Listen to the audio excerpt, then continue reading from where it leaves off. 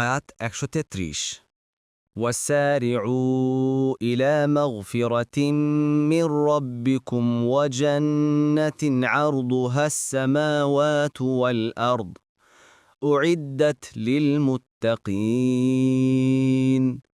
অনুবাদ, আর তোমরা তীব্র গতিতে চলো নিজেদের রবের ক্ষমার দিকে এবং সে জান্নাতের দিকে যার বিস্তৃতি আসমানসমূহ ও জমিনের সমান, যা প্রস্তুত রাখা হয়েছে মুত্তাকিদের জন্য।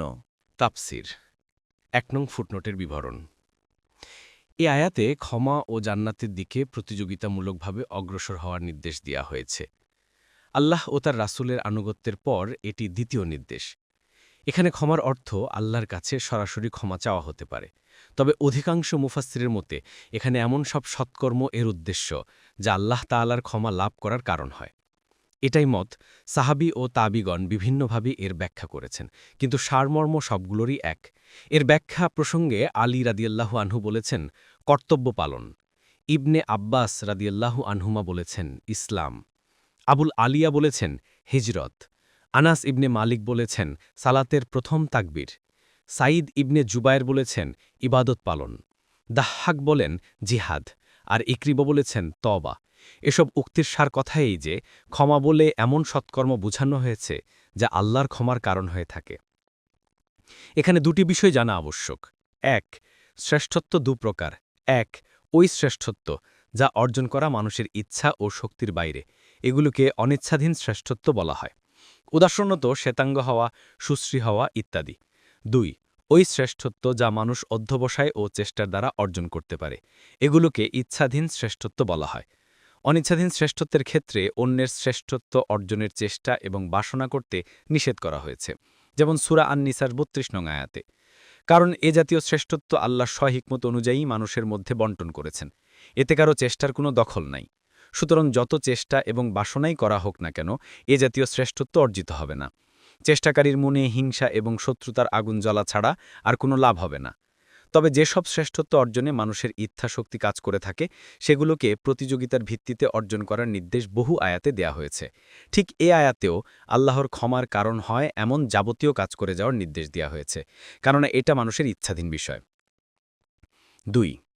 আল্লাহ তাআলা এই আয়াতে ক্ষমাকে জান্নাতের পূর্বে উল্লেখ করে সম্ভবত এদিকেই ইঙ্গিত করেছেন যে জান্নাত লাভ করা আল্লাহর ক্ষমা ছাড়া সম্ভব নয়। কেননা মানুষ যদি জীবনভর পুণ্য অর্জন করে এবং গুনাহ থেকে বেঁচেও থাকে, তবুও তার সমগ্র পুণ্যকর্ম জান্নাতের মূল্য হতে পারে না। জান্নাত লাভের পন্থা মাত্র একটি, তা হচ্ছে আল্লাহ তাআলার ক্ষমা ও অনুগ্রহ। রাসূলুল্লাহ সাল্লাল্লাহু আলাইহি ওয়াসাল্লাম ইরশাদ করেছেন, সততা ও সত্য অবলম্বন করো, মধ্যবর্তী পথ অনুসরণ করো এবং আল্লাহর অনুগ্রহের সুসংবাদ লাভ করো। কারো কর্ম তাকে জান্নাতে নিয়ে যাবে না। শ্রোতারা বলল, আপনাকেও নাকি ইয়া রাসূলাল্লাহ? উত্তর হল, আমার কর্ম আমাকেও জান্নাতে নেবে না, তবে যদি আল্লাহ সহি ও রহমত দ্বারা আমাকে আবৃত করে নেন। বুখারীর ৫৩৪৯ ও মুসলিমের ২৮১৬ নং হাদিস। মোট কথা এই যে আমাদের কর্ম জান্নাতের মূল্য নয়, তবে আল্লাহ তাআলার রীতি এই যে তিনি স্বীয় অনুগ্রহ ওই বান্দাকেই দান করেন যে সৎকর্ম করে, বরং সৎকর্মের সামর্থ্য লাভ হওয়াই আল্লাহ তাআলার সন্তুষ্টির লক্ষণ। অতএব সৎকর্ম সম্পাদনে ত্রুটি করা উচিত নয়। ২ নং ফুটনোটের বিবরণ। আয়াতে জান্নাত সম্পর্কে বলা হয়েছে যে এর বিস্তৃতি নভমণ্ডল ও ভূমণ্ডলের সমান। নভমণ্ডল ও ভূমণ্ডলের চাইতে বিস্তৃত কোনো বস্তু মানুষ কল্পনা করতে পারে না। এ কারণে জান্নাতের প্রস্থতাকে এ দুটির সাথে তুলনা করে বুঝানো হয়েছে যে জান্নাত খুবই বিস্তৃত। প্রশস্ততায় তা নভমণ্ডল ও ভূমণ্ডলকে নিজের মধ্যে ধরে নিতে পারে। এর প্রশস্ততাই যখন এমন, তখন দৈর্ঘ্য কতটুকু হবে তা আল্লাহই ভালো জানেন। অবশ্য কোনো কোনো মুফাসসির বলেন, জান্নাত দৈর্ঘ্য ও প্রস্থে সমান, কেননা তা আরশের নিচে গম্বুজের মতো। গম্বুজের মতো গোলাকার বস্তুর দৈর্ঘ্য ও প্রস্থ সমান হয়ে থাকে। এ বক্তব্যের সপক্ষে প্রমাণ হল রাসূলুল্লাহ সাল্লাল্লাহু আলাইহি ওয়াসাল্লামের হাদিস। তিনি বলেছেন, তোমরা যখন আল্লাহর কাছে জান্নাত চাইবে, তখন ফেরদাউস চাইবে, কেননা তা সর্বোচ্চ জান্নাত, সবচেয়ে উত্তম ও মধ্যম স্থানে অবস্থিত জান্নাত। সেখান থেকেই জান্নাতের নহরসমূহ প্রবাহিত, আর তার ছাদ হল দয়াময় আল্লাহর আরশ। বুখারী ২৭৯০, ৭৪২৩। তবে আয়াতের এ ব্যাখ্যা তখন হবে যখন আরজুন শব্দের অর্থ তুলুন তথা দৈর্ঘ্যের বিপরীতে নেওয়া হয়, কিন্তু যদি এর অর্থ হয় মূল্য, তবে আয়াতের অর্থ হবে যে জান্নাত কোনো সাধারণ বস্তু নয়, এর মূল্য সমগ্র নভমণ্ডল ও ভূমণ্ডল। সুতরাং এহেন মূল্যবান বস্তুর প্রতি ধাবিত হও। কোনো মুফাসসির বলেন, আয়াতে উল্লেখিত আরজুন শব্দের অর্থ ওই বস্তু যা বিকৃত বস্তুর মোকাবিলায় মূল্য হিসেবে পেশ করা হয়। উদ্দেশ্য এই যে যদি জান্নাতের মূল্য ধরা হয় তবে সমগ্র নভমণ্ডল ও ভূমণ্ডল এবং এতদুভয়ের সবকিছুই হবে এর মূল্য। এতে করে জান্নাত যে অমূল্য বিষয় তা প্রকাশ করাই লক্ষ্য। তাফসিরে কাবির ৩ নং ফুটনোটের বিবরণ। জান্নাতের দ্বিতীয় বিশেষণে বলা হয়েছে জান্নাত মুত্তাকিগণের জন্য নির্মিত হয়েছে। এতে বোঝা গেল যে জান্নাত সৃষ্ট হয়ে গেছে।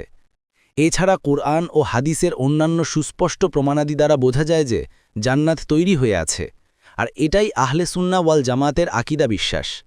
তাছাড়া কোরআন ও হাদিসে জান্নাতের যে সমস্ত বর্ণনা এসেছে সেগুলোতে কোথাও কোথাও স্পষ্ট করে বলা আছে যে রাসূলুল্লাহ সাল্লাল্লাহু আলাইহি ওয়াসাল্লাম জান্নাত ও জাহান্নাম দেখেছেন।